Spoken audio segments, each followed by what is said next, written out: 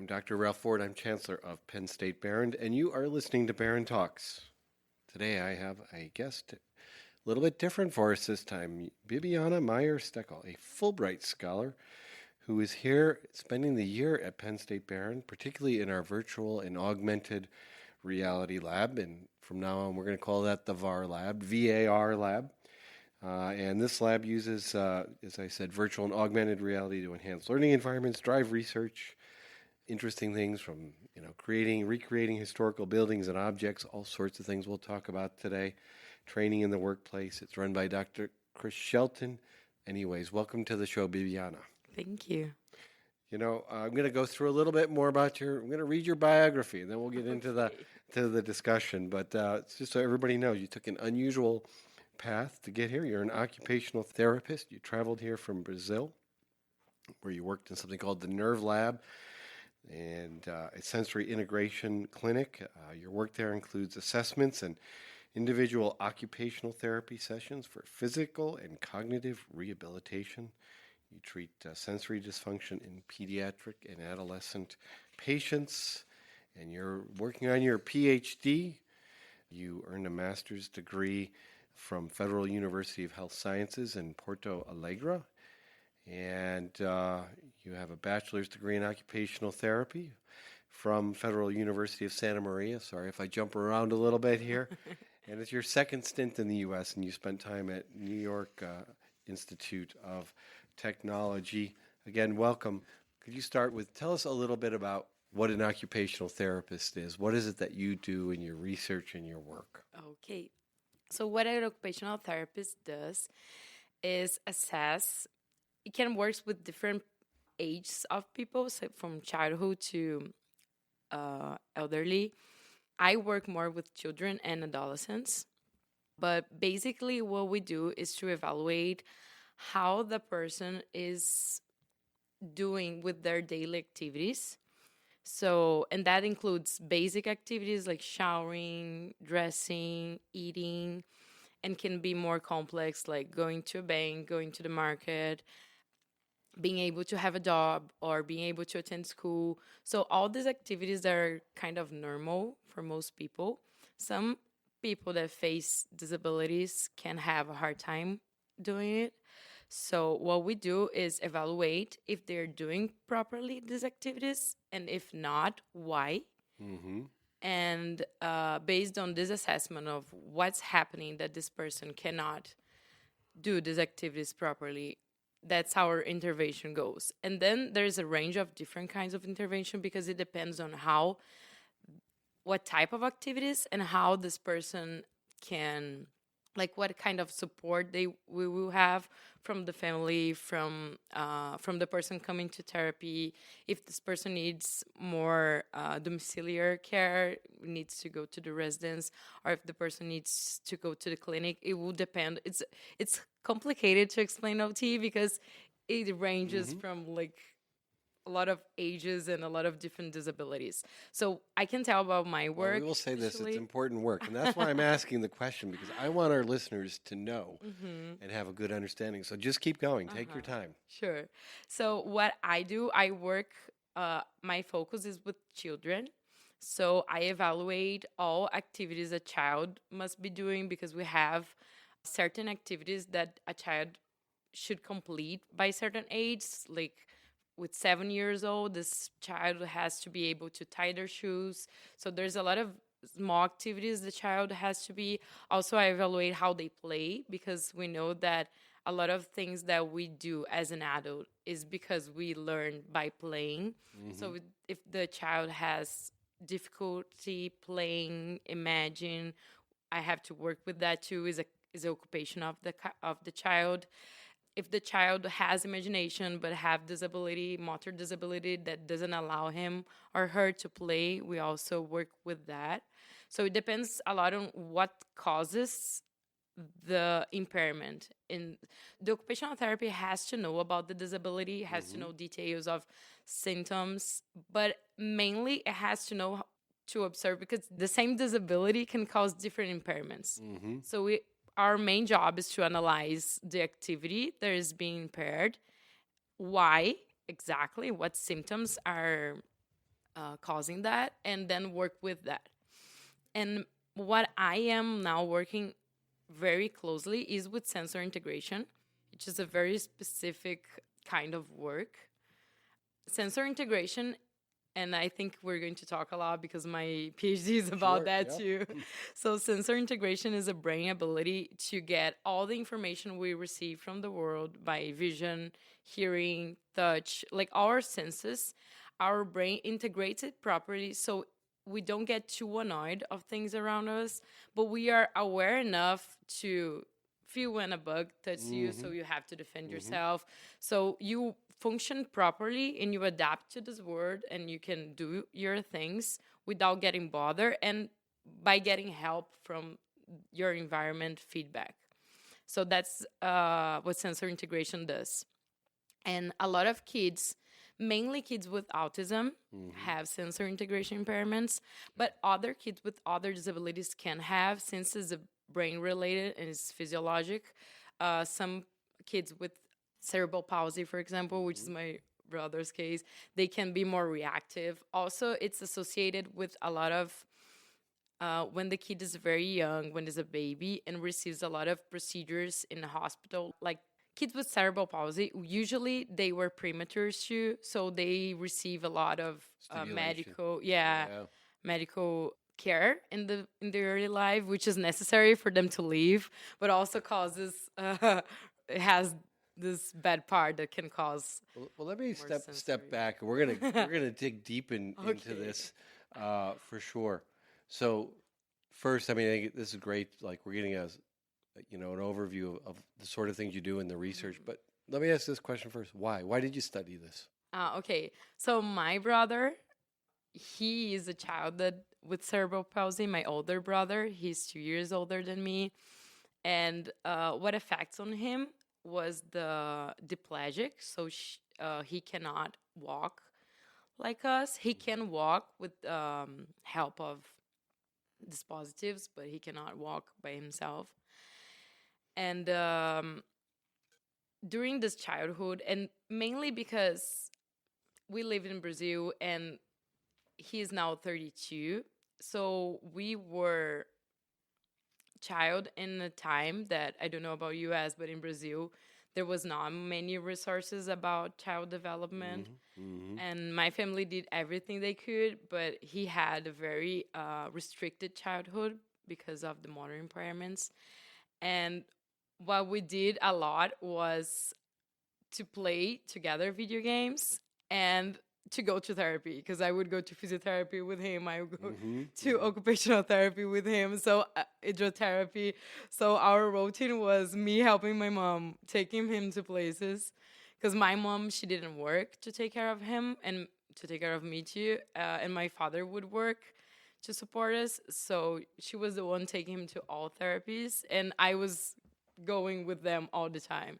So did you see things there that you said, geez, we can do this better, or I'm just fascinated by it? Yeah, I think it was so much part of my child development that, and I was kind of a co-therapist because I would help him at home with the activities, and I would see my mom helping him at home.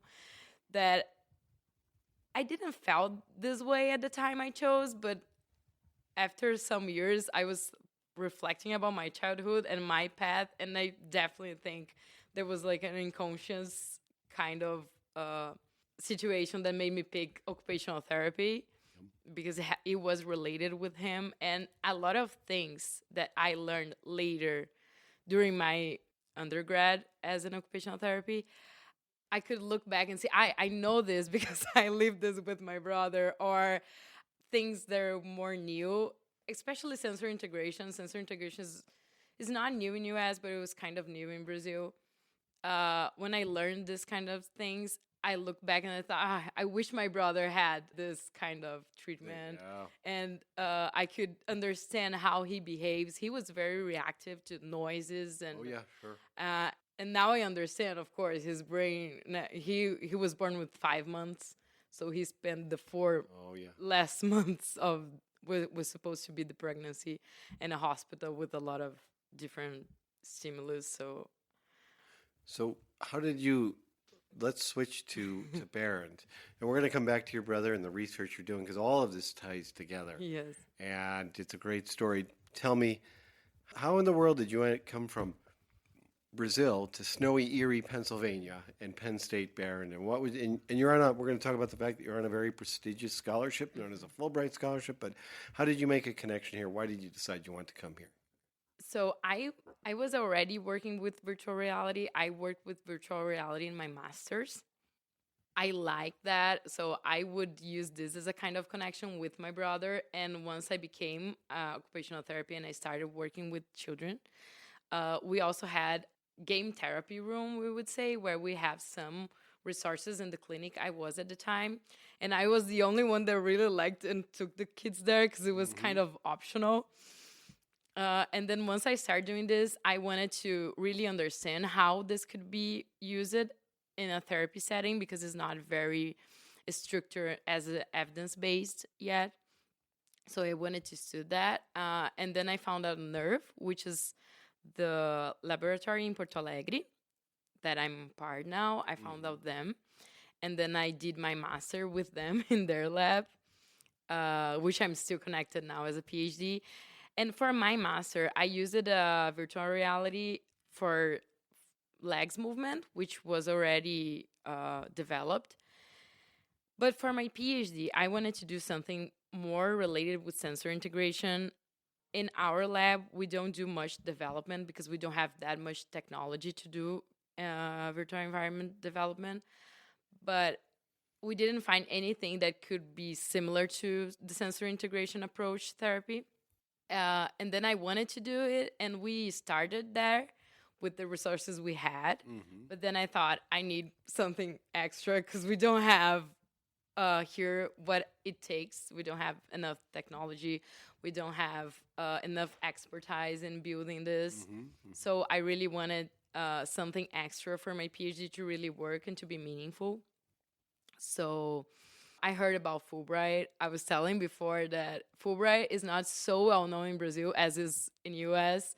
So I heard about them as an opportunity to come here, and then I applied. And what I heard back from Fulbright is that I could decide whatever lab. They wouldn't let me choose one of them or say to me where I should go.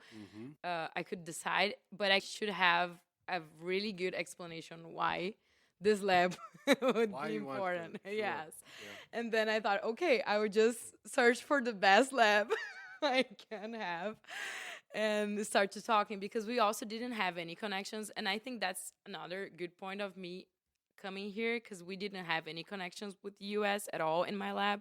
We have some international collaborations with Spain and with Canada, but none with US. So did you know Dr. Chris Shelton, or did you just find him on the web, or how did that I happen? find him on the web. found him on the web. I researched best virtual reality labs of US. And we showed up. And yes, That's and all- yeah. yeah, and VAR Lab, I think it's in between the 10 best virtual realities from this part of the country, from the Yeah. from I think on the East Coast or something, Yeah. we got like nice recognition in the top 5 or 6. a few years ago. yes. Yeah, that's correct. Yeah. Yeah. So I schedule interview with 5 different directors. I did my research. I found the labs and then I checked the web page and I checked all they have. And then I rescheduled an interview with the 5 directors of the best labs I thought would best fit. And after the interview, I was very into 2 different labs. I'm not saying names right now. All the professors accepted me because I think all of them wanted a Fulbright Scholar working with them. But so I had to make the decision and pick one lab. And what really dragged me into here was how Christopher, I didn't call him Dr. Sheldon because we became, I think. We all call him Chris here. That's Yes. fine. I would call him Dr. Sheldon in the beginning. He said, no, please call me Chris. So that's what dragged me here. I thought I could really make a deep connection and have all the welcoming I need to feel, because I thought I would be in the other side of the continent with no family, with no friends with no one for 1 year.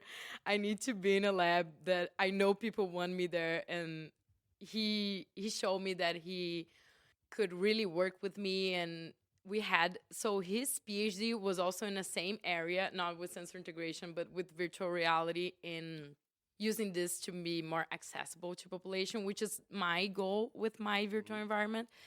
My goal is to make it more accessible, because now we do have good clinics of sensor integration in Porto Alegre, but Porto Alegre is the capital, and we don't have this in other parts of the state I live. It's Rio Grande do Sul. So I found like a lot of similarities, and he was far like comparing to the others. All of them said, okay, you need this and this equipment. We have this, but we have to have a grant to try to get the other one. And he already have everything. Here we had everything. Yeah, Chris already had every It's an amazing lab. Yeah, his lab is impressive. It's really big. It's like 6 times the size of the lab that we have in Porto Alegre. So you made that connection. Now, this wasn't the first time you'd been to the U.S., so we'll come back to your experience coming to Erie, but you'd actually lived in the U.S. before? Yes, I lived in Long Island. I studied at NYIT, New York Institute of Technology. At that time, I was in my OT undergrad. I came here. I did the classes in masters, because here's different organization of to become an OT. But at that time, it was a little bit easier, because I came with a cohort of Brazilians. So I had other Brazilians that was also in the same university, and I felt like if I didn't connect with people from outside, at least I would have my community there. And this time I came alone, so it's very different. Well, I lived on Long Island for a little while, so Erie and Long Island, pretty different places. Yes. Do, right? That's East Coast, and we're like the Midwest. So, well, then let's talk about it, since you've been here in Erie now, since last summer? Yes, I arrived in the end of August, so I got to experience a little bit of the summer. Okay, yeah. And mainly this winter. It feels like it's a forever winter, because it's still cold for me. I know it's not that cold anymore, but it's still cold for me. It's been very unusually cold for the U.S. in this part of the country. Now, we get a lot of snow. We didn't get the normal amount of snow, but how about snow? Did you like our snow? Not really.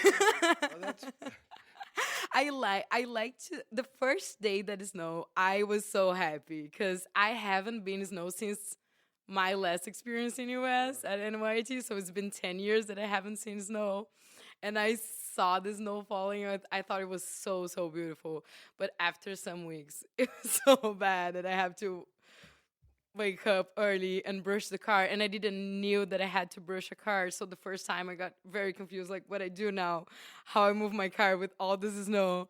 And there's one day specifically that my car kind of slid. Yeah. And all this car experience was something I didn't have in New York, because in New York I didn't drive yet when I was there. So I used the bus and public transportation, and here I bought a car. So it was my first ever experienced driving in the snow. It was not very good. Well, it takes a little while, but you get good. You get good at it. Well, let's talk. I didn't crash my car. I'm still alive. I think that's that's super good to hear, right? So that means that you navigated the winter. Well, let's talk about though. So you found Dr. Shelton's lab, found it to be the RVAR lab, with Chris Shelton. So what are you doing up there? Like, what's the experience been like working in that lab? And you're working with our students, and just tell me about like what things are you doing there? So I'm very happy to be here. I think it's a completely different experience from being a PhD student in Brazil. I feel that here I have more space to work in terms of, here I'm criticizing my country a little bit. I feel that in Brazil, we don't value the PhD students. They're just like students like every other student. And I feel that in the US, PhD students are more valuable as really employers, and they can do a job and then guide some students. They can develop their ideas in a more independent way. So that was the first difference I felt in between the countries. And I was now this last weekend I was in Philadelphia with the other Fulbrights for a seminar, and all of them have the same. The ones from Brazil, they have Same the same experience? view. Yeah, so I think it's a very cultural thing of U.S. to value the PhD students. So I had contact here with a lot of, first it was like the feedback, extra feedback equipment with vibration that deepens the immerse sensation. We don't have that here, that this kind of equipment there. We I mean, we do have in Brazil, but they're so expensive. Technology in general is very expensive in Brazil because we don't produce it, we import it. And every import device for technology has really high taxes. So that's why we don't have access to technology that much in Brazil. And since Chris had everything, I literally experienced everything I could. And then I tried to put my environment that we're already developing in that, and feel how different is the sensation using all these different kind of devices to provoke a more intense sensation of presence in the virtual environment, which is very important because I'm trying to translate a sensor integration room to immersive virtual environment. And the sensor integration room is a very embodiment. The activities have to be very intense in terms of swinging, in terms of jumping. The kid does a lot of motor work during the therapy. So to translate that to virtual reality is not very easy because some things we can mimic, but some things has to be more like a visual illusion, like jumping. Like jumping super high is a visual illusion. The kid is not actually jumping super high in the virtual environment. And that's where we are going to test in the next phase. When I go back to Brazil, we're going to do tests with kids to see if the efficacy is similar when we create this kind of illusion, because it's a mix of illusion and a mix of real tasks with real embodiment in virtual reality. So I have to make sure if that comparison is efficient enough to provide clinical results for the children. But we work, one of the main points, I guess, it was the multiplayer connection. We are having trouble doing the multiplayer connection because the machine, the computer to do this had to be a very good computer, because all the programs that we use for the virtual environment plus the multiplayer technology are very heavy. So the computer doesn't handle open the two environments at the same time to make them work together. And here we were able to make it and to transform into an app to use in the head-mounted display. So I think, I'm not sure because we cannot say about things that didn't happen, but I feel that if I haven't come here, this couldn't be possible. And this is the main part of the therapy, because I don't want a fake therapy inside of the virtual reality. I don't want an avatar in the virtual reality. The whole point is the therapist being able to be connected with the child remotely, like a meeting that we do. We do telehealth already, everybody in like different places, but connecting through a computer. But for children therapy, for child therapy, this doesn't kind of work. Adolescence works a little bit, but that child doesn't stop and talk to the therapist in front of the camera. And we also need the activities. So the whole point is meeting inside the virtual environment, the kid and the therapist remotely. And to do this, we need a multiplayer environment. And that was our main difficulty there that we could solve in here. And did you have our students working with you? I mean, so what's a typical day look like that you're up there working and doing research in the VAR lab? Yeah, I have students working with me. I had students from Digit working with me. I also had a Brazilian student that came for a summer internship in here. Because I was here, he was able to organize this and come here too. So he was also able to. We have this major in Brazil that's called informatics biomedic. So it's specific for anything related to technology, but for health sciences. So it's a very focused course. So I had this student helping me here too. And what I did extra is that I would work in a clinic. My program ends in May. So now, like April and May, I have been working a lot with writing mainly. So my usual daily now is writing. Before it was more like testing the environments and making the modifications. and checking and testing if it's working or not, and testing with the other devices. But now is more the writing part, because we need to publish You're this. writing the results up. You're writing. Yeah, I'm writing preliminary results. We submitted four, me and Chris together. Since I'm here, we submitted 3 papers, and we are finishing now. There's one in preparation to be submitted, hopefully next month. So we before. So I'm kind of writing everything that we've been doing together, and some of how we did in Brazil and how we did in here, to share this with the world. So if you're writing it up, you must have found some interesting results. Like, what's the top 2 or 3 things you learned in your research here? So no, we are still in the development phase, because my visa doesn't allow me to do data collection in here. That's why the data collection of children will be in Brazil.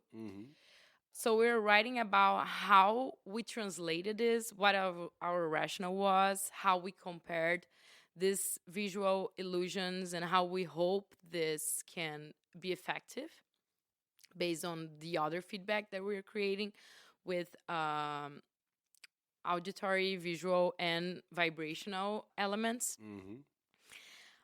What I'm working now too, besides the writing of the papers, is to keep writing some grants for our collaboration to continue.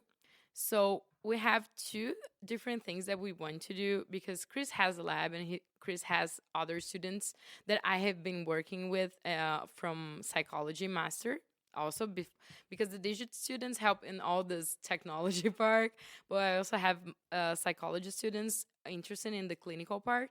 So what we wrote was a parallel work that will involve data collection, but I would not be involved in that because my visa doesn't allow.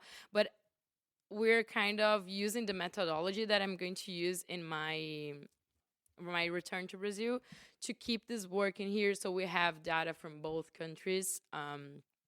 Just to make clear, we talk with export control to make this very ethical and IRB approved too. I know you've probably had IRB approval, Yes. export control. Yes. We'll mark that as done. Exactly. So we're kind of, I think it's interesting to compare cultural perspectives. So we're trying to do something similar to that. We also partner with Dr. Erica Edwards that works with the EEG. And we're trying to make methodology, and we're I'm working on that part of the, how can I say, set up the equipment so they can test in the future with participants to see how can we collect brain waves and this electric part of the brain to see, together with head-mounted display to see if we can have more physiological data from that. I never worked with EEG in Brazil because we also don't have that in my lab. And that was really interesting because all of the methodology that I have been working with was more questionnaires and evaluations. And this gives us clinical and qualitative analysis, but the physiological analysis, this really helps your brain to make new collections. I never worked with that. So I have been working with this part here too and try to create, because the EEG that we have here is not to be used with the head-mounted display originally. So we have to make a new setup and make sure that it's not causing any interferences that would bias this study. So that's also part of my work. I have been in her lab for a while testing. Now I'm writing what I figure out about which points are more suitable for data collection with the EEG, so we can in the future. And also, Chris will probably receive another Brazilian student, not from Fulbright, but from CAPES, which is an institution in Brazil, and he's also interested with that. So it's kind of, we're continuing working with other That's students. The whole idea is this is, as I said, I was a Fulbrighter, and I still work and do interesting things with people I made connections with years ago. Yes. So that's the whole point. And well, let me ask that. One of the things I'd like to really understand is, you're doing all this great research. You're building the professional connections. That's what a Fulbright is about. But tell me about the cultural things. That's part of it too. Like, you're here to learn the culture. Hopefully, you got to see some interesting things and understand something about our students. So, what are your observations? What have you done? So we have this belief in Brazil that American people are more closed. Uh-huh.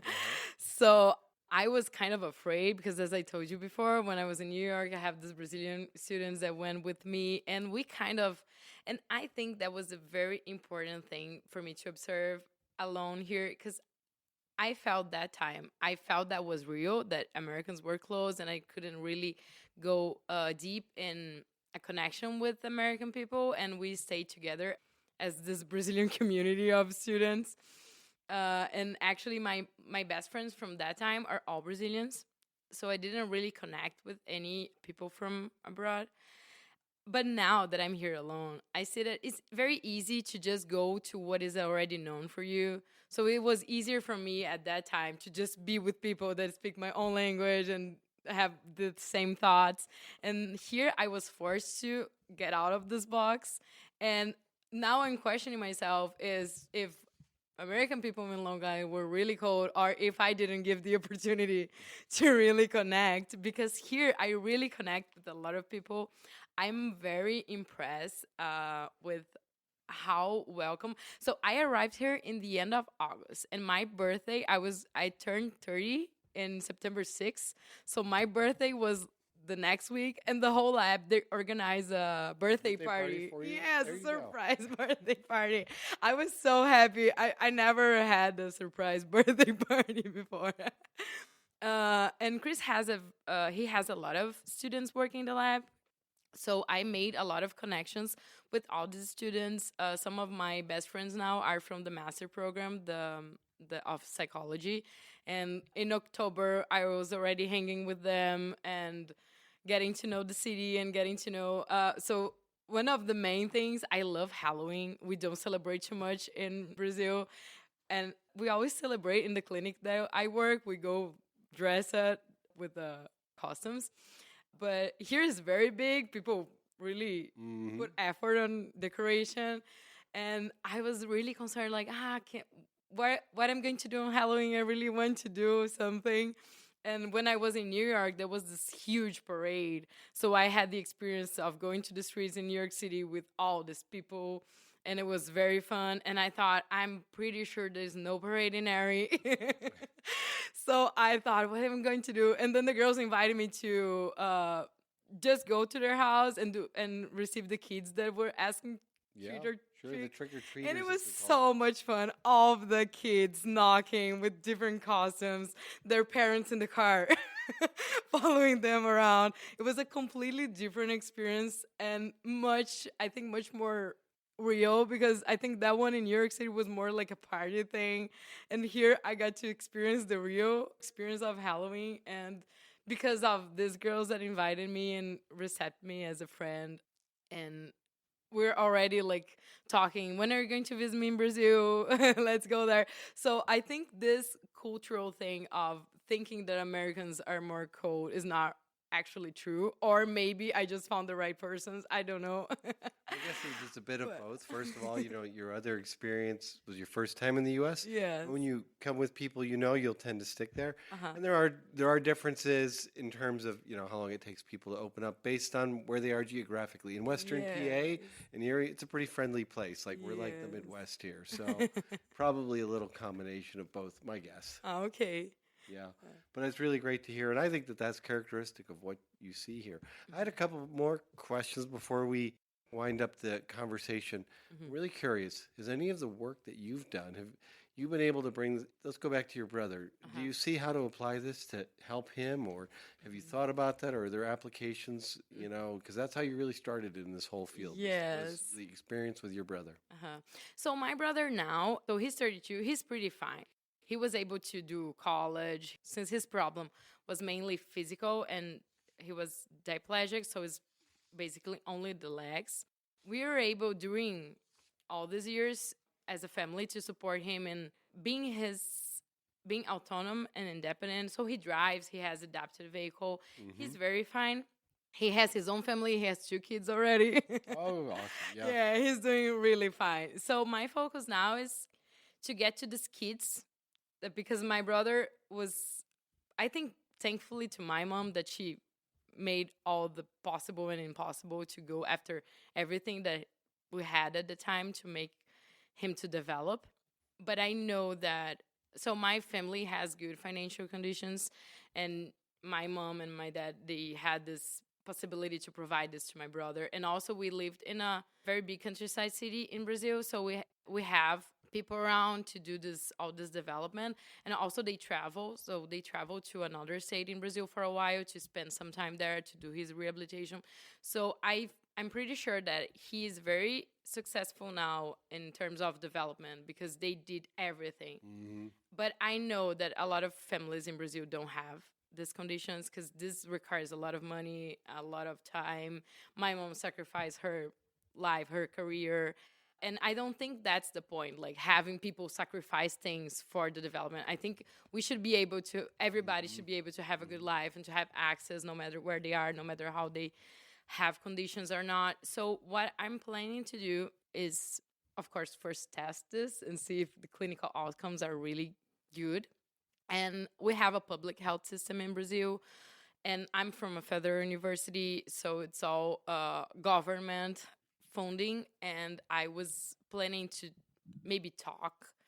I really don't know exactly what the path would be, but maybe make it free for people to use it in a very ethical way. As I told, it has to be a therapist, that it has to be like correct training on that to work with that. But so the whole thing started about this accessibility thing. I mean, not started, but became more intense is when I decided to move to Porto Alegre, because I lived in this countryside with my family, countryside city that is big. And then I moved to a smaller city to work as an OT. And after that, I moved to another one.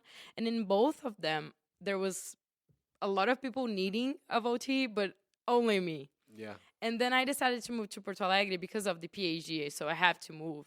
And once I moved, the other city, the first city, still have OTs, but the other one, the people that stay there, there's one OT that stayed, but after 2 or 3 months, she also left. So professionals don't really stay in these small cities. So people that end up to be underserved. It happens all over the world. Yeah. Yeah. So if it were to be remote therapy, maybe OTs in Porto Alegre could treat these patients in these different parts, because a head-mounted display is not so cheap, but it's cheaper than a whole room therapy. And also, it doesn't matter if you have the room therapy there if you don't have the professional. So I think it's a way, it's not the solution from our problems, all of the problems, but it's a way to minimize these underserved areas. So that's my plan, my goal with all this study and with all this development. Also for autism, even when you are, so I worked once with a kid that never left home. He was very reactive to everything and he never left home. So I had to go there to the house. But not everybody wants to do the therapy at the patient's house. So there's another way, even if you're in the same city and the kid cannot leave home because of some symptoms or some conditions, you can start a therapy remotely. And this kid especially was the kid that made me believe that autism and head-mounted display could go together, because a lot of people don't really work in this area, because since autism people have sensibility, they tend to think that head-mounted display is not a good thing because it touches the face. But this kid, he has a very intense sensitivity. He wouldn't wear clothes. That's why he never left home, because he couldn't wear any clothes. When I was there, he was wearing his, like, I have to work with him wearing only shorts because that's the most that he could do. But I had the head-mounted display because I was doing my master's. And I had a head-mounted display in my car, and he found out. And he was so amazed by that. And then he used it. I just put a random virtual environment of sea, because he liked it a lot, of sea creatures, and he was so amazed. And then he started asking. He didn't talk verbally, but he would talk in the tablet. So her mom sent me videos of him asking me to go again to take the headset to him. So I think it's sometimes we don't do research or we don't believe the idea because we think it's not going to work, but actually you have to test to see You if got to it's test not it. going. That's right. You have to see, and sometimes Yes. it really surprises you. Yeah. So your time at Behrend is coming to the end, and you're going back to Brazil soon. So what's next for you? So I will go back to Brazil in June. Hmm. I probably go back to the clinic. I was working half time and then half time finish the PhD. I have to finish my PhD until January. Hmm. So I will start some data collection right after I arrive, but probably not finish until the end of my PhD. So I'm already talking to my advisor in Brazil. We're probably going to keep the research going on after my PhD as a postdoctor and really finish all the data collection to have robust evidence. And so this will take me probably 2 more years. And then I don't know. You want an academic career, or you don't know?